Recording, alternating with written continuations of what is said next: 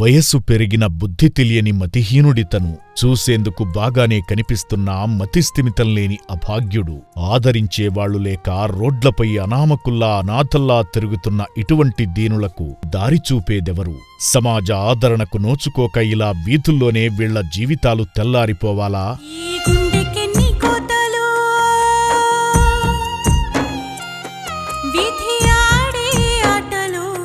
ఎవరూ పట్టించుకోని స్థితిలో రోడ్లపై తిరుగుతూ స్థానికులను ఇబ్బంది పెడుతున్న ఈ అభాగ్యుడిని మీర్పేట పోలీసులు గుర్తించి ఆశ్రమానికి చేర్చారు.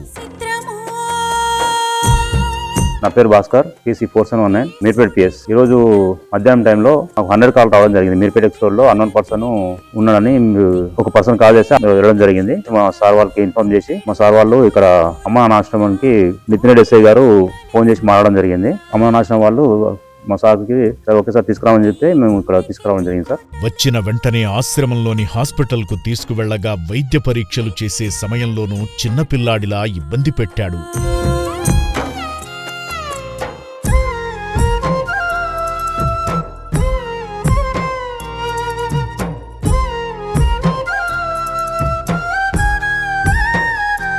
అనంతరం భోజనం పెట్టగా కడుపు నిండా తిన్నాడు.